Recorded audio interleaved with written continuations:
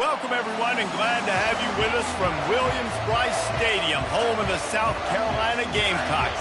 Hockey and all of his friends ready to go and amped up for what we have in store. The Gamecocks will kick it off to get us underway. And he takes this from inside the 5. He was hoping for something a little more dynamic, but they get him on the ground at the 20. The LSU Tigers offense will take the first swing of the game. And not only is this guy the energy and the engine of the offense, there's a certain charisma that he has that sort of elevates everyone around him. He's got a moxie about him, Reese. It just seems like when he's in the huddle, he's got 10 other sets of eyeballs looking at him and believing in him to lead this offense down the field towards scoring points. This guy is a leader in every sense of the word. Brought down at the 31 after a pickup of 10 yards on that one. The Bayou Bengals have been able to put on an aerial circus in recent years, but the foundation, a running game. Yeah, don't forget about the run game. That starts everything, right? Because if you can run it, you can throw it, you can create some balance and keep defenses off guard. But I think LSU does a really good job of always establishing the run game first. Then they'll get to their playmakers and all the speed out wide. Looking for room, it's Durham. Found a little space, and he's got 4 to the 35. In a competitive conference like the SEC, you just can't afford to start 0-1 if you want to chase a championship. Really important to get off to a good start. No doubt, in the SEC, you've got to set the tone early. It's all about creating momentum out of the gate. Both of these teams had this game circled all offseason, David. They know what's riding on the line. There's so much riding on the line. Who gets to Atlanta down the road? Bragging rights, recruiting rights, all this stuff. Once you get in conference play, it means a lot every single week. Really important for a ranked team going into a hostile environment like this one, not to give the underdog reason to believe.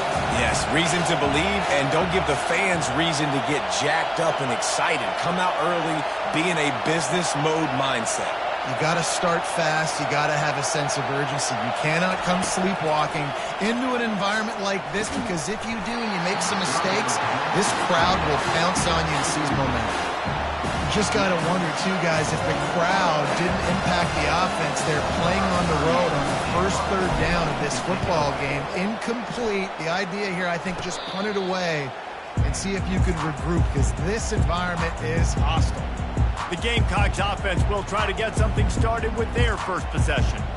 As we take a look at our impact players for this one, what are you looking for, Jesse, for a guy to make an impact? Well, these are simply put the leaders of this football team, and generally games go how these guys play. If they make plays, then they've got a shot to win this one. No doubt, they got to show up. These are the team leaders. These guys have to play well if they're going to win the football game. You know when you're playing against a defense of this caliber, you're going to have some sort of balance, right? You can't just drop back and throw it every single play. Nothing going on that last run. They're going to have to find another way to get it going and handing the ball. Out of the gun, the running back has it. A confident, tough, efficient run gets it up to the 44. Offensive linemen love to run power. Why? Run power. Then you can play action. You don't want that defense to be sitting there saying, it's a pass, having to pass block every play. You got to keep defenses off balance. To the air, it's Sellers. The throw to the outside is complete. And he gets a big chunk of yardage to the 34-yard line. And the Gamecocks are in the hurry-up. Well, that's a huge completion on third down. And David, he was double covered. I mean, what do you do as a coordinator moving forward now trying to stop this guy from making plays? I can't tell you how frustrating that is. I got 2 on you. Like, I'm sending resources to stop this guy, and he's still making plays. You got to get more pressure on the quarterback. You got to disguise. You got to do something. But apparently that guy, you can't cover him, even with 2. Calls his own number. And he was running with authority, especially with that stiff arm for a solid gain on the play. And that would be the definition of first down success. Putting yourself in a good position. It's 2nd and inches. I can do whatever I want next. I can take a shot down the field. I can run the football and get a new set of downs. Like, nice first down execution. Moving toward the end zone. Ball out! Oh, and fortunate to get that one back, and as an added bonus, they get the first down. Well, ball security doesn't just apply to running backs and receivers. QB's got to keep two hands on the ball as well. And they're very lucky after that fumble that the offense jumped on.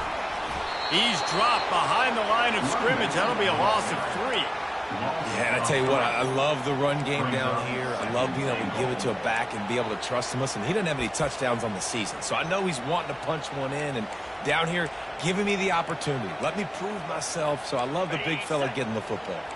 Can the defense stop them again on 2nd and goal? Now he's looking to throw it. He gets it in. Touchdown, Gamecocks. And what a nice start for this offense. The throw game getting working, getting the touchdown pass. This quarterback getting a little bit of confidence. This passing game getting in a rhythm. Nice start for this offense. And the extra point makes it 7-0. They march 58 yards for the touchdown on that one. And the score comes on a 5-yard touchdown pass. The ball bounces through the end zone, and it will be a touchback. LSU will dive into the playbook here on offense. David, the punter got some work last time. They'd like to keep him on the sidelines in this drive. Yeah, it's not something you want to say very often. You don't want the punter out there. This offense needs to get back lathered up and get a little bit more of a rhythm. Best way to do that, identify where your best players are and just get them the football. Give these guys some touches to kickstart this offense. Picked up 2 yards on that last one. They need 8 on 2nd down.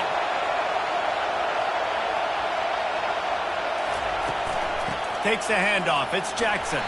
He'll push his way out to the 38, pickup of 3. And the running back didn't get much there. Nice job by the defense. You can tell they're focused in on this running back, on this run game, being physical, getting knockbacks, and limiting his carries.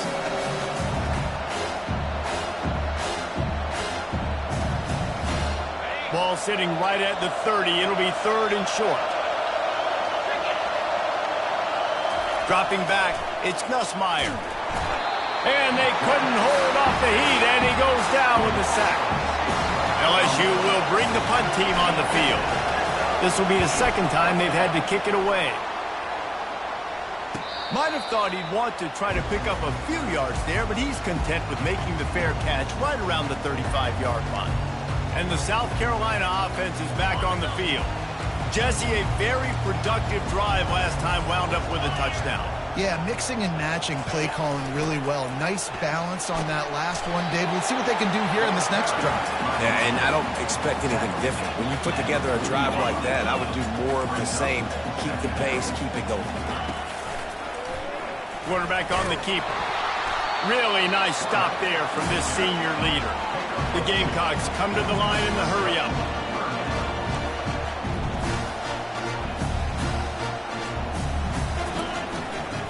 They'll try to run for it. At the 45, on his way. He's run out of bounds, but a big play on that one, and it'll be a first down. And that's a nice 3rd down conversion for this offense. And I'll tell you what, the struggle for this offense has been stringing those first downs together. They're not in the top 50 in college football in first downs. They'll get one, and then they kind of stall. Let's see if they can put multiple first downs together. Get one of those long drives going. Nowhere to run on that one. He loses 4 on the carry. Couldn't get him blocked on that last one. Now it's 2nd and 14. He's looking to throw. That pass is incomplete, and they're probably fortunate that it wasn't knocked free for a fumble. Well, the offensive line has got to give him at least a little bit of time to survey the field. He had no chance that time, getting hit almost immediately after he got the ball. On 3rd and long, he'll have to turn it loose deep. It's complete. Slippery slide. Find his way and ran away from the crowd into the end zone. Touchdown, South Carolina.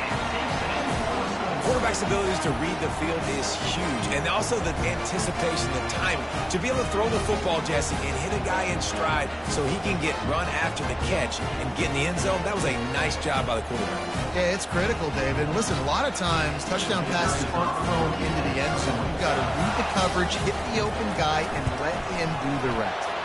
And the kick is good, but there is a penalty flag because he paid for making that kick. I think they're going to get him for roughing the kicker. The officials offer the deal, and the coach accepts it. They will take the penalty. The kickoff team on the field, and he ought to just boom this thing through the end zone with that extra 15 yards on the penalty. The Bayou Bengals will run the offense out onto the field.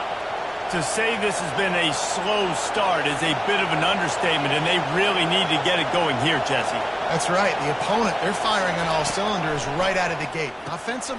And that pass intercepted. Made the play on the pick, was hoping to make one on the return. He'll have to settle for letting the offense pay it off from the 26. Well, we know these are slick conditions today in this game. Wide receiver just didn't seem to really get a good grasp on the ball when it hit his hands. Didn't stick right away. There was a bit of a bobble, and because of it, the defense able to come away with the pick. The give to the back. They bring him down, and he's going to lose a yard on that one. As they get set to snap it, just about to reach the end of the quarter. Back to throw, it's Sellers. And that's going to fall to the ground incomplete. That was a physical matchup there. Third down coming. Time for one more snap before the end of the quarter. Trying to move the sticks on third down through the air. A strike downfield. They finally get him on the ground, but that's the kind of play that will carry momentum into the second quarter. That's the end of the quarter, and South Carolina has the lead. Really strong performance so far to be able to build a lead here in the first period as we look at the stats. Now to see if they can answer this early blitz here in the second quarter. They'll try to open this quarter by sticking it in the end zone here. Fast motion from the offense. He'll take it himself. Touchdown Gamecocks! And they add 6 more to the board with that trip to the house. No step back in week 3. They have been sharp as they extend the lead. A quick strike, just as we expected. Yeah, and quick strikes are easy when you got such great field position. Obviously, when the offense starts in such a good spot, puts the defense in a bad position, and the offense takes advantage. About to kick it away after scoring the touchdown. He'll start the return inside his 5. He was hoping for something a little more dynamic, but they get him on the ground at the 20. LSU will dive into the playbook here on offense. They just haven't been able to get anything going, and they better get started or it's going to get away from them, David. Yeah, and these are the weeks that you really wish that you were playing a video game. And you could just reset the console, start over, Jesse, and make something better happen early. They just look like they're sleepwalking in this first half, and it's not just one guy. They just haven't been playing collectively as a unit. And if I'm the head coach, I'm considering starting to give some other dudes some chances here. Nowhere to run on that one. He loses 4 on the carry. Great job of containing by this defense. And in order to do that, the end man on the line of scrimmage defensively has got to be able to set the point and force the football back into traffic. And that's exactly what happened. Looking to throw, it's Nussmeier. Got it set up on the outside. At the 35, he's loose. He gets it past the first down marker, and a really nice job to set up that screen and move the sticks. And they executed that running back screen to perfection. Quarterback held on to it. He let the rush get to him. Offensive lineman got out in position, and the running back sold it too. Once he had the ball in his hands, he just had blockers and green field out in front of him. They pick up an explosive play on a running back screen. Tried to fight his way through that tackle, but he's brought down. Man, nowhere to run on that play at all. About all you can say is do better. But that's the problem. Are they able to do better? And that's why you keep trying things, right? Keep trying to get on the perimeter, run up the middle, try different things to see what you do. Awesome job up front by this defensive line, being so good at the point of attack and eating blocks, eating some double teams that allows these linebackers to run free, unencumbered, and get to the football. They're trying to get to it. He took a hit as he threw it and couldn't deliver the football. It's incomplete.